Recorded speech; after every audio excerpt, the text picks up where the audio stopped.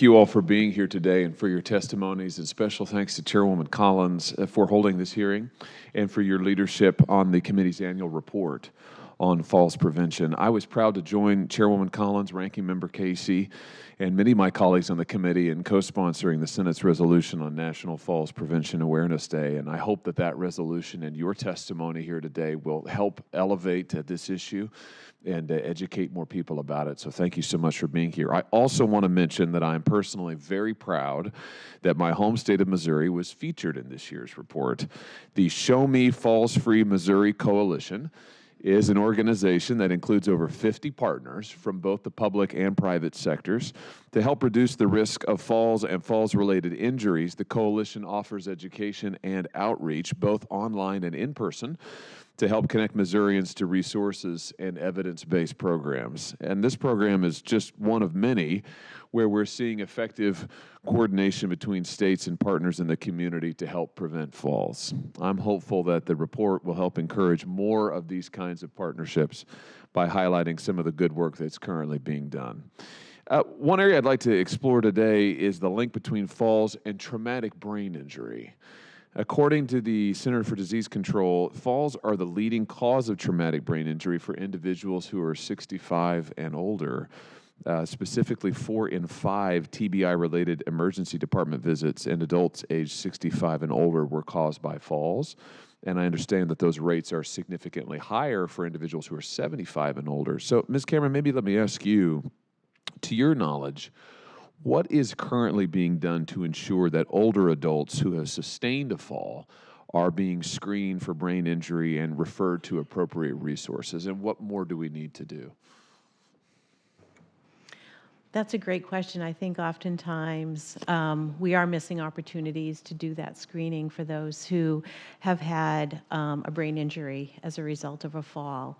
But we need to educate more of those who have had a brain injury about the interventions available in the community. One thing that we don't have a lot of are interventions specifically designed to prevent TBI, and we need to look at that more closely and see what's really effective in preventing traumatic brain injury, what types of physical activity, those sorts of things, and how we can prevent the sequelae from those who do suffer a traumatic brain injury.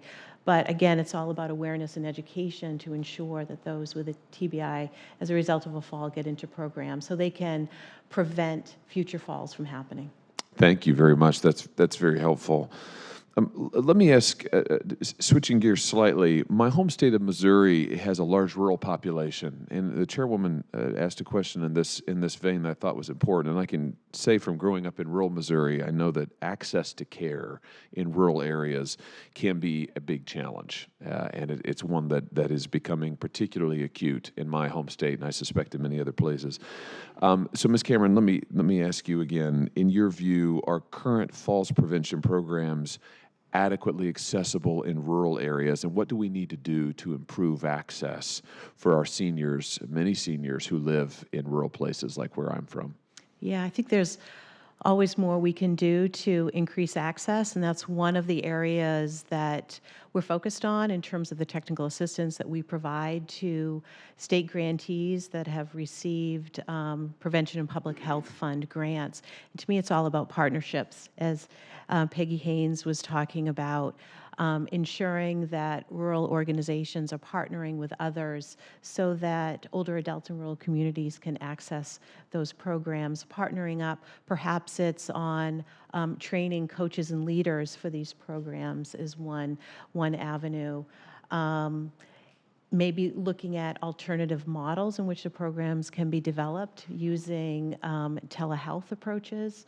We're just starting to look at ways in which programs like Matter of Balance, I think, CDSME, the chronic disease self-management, can be provided in person and then having folks remotely join these programs. So I think there's a number of models that we need to explore more in depth to ensure that those in rural communities can engage in programs. Would you like to add something to this, Ms. Haynes?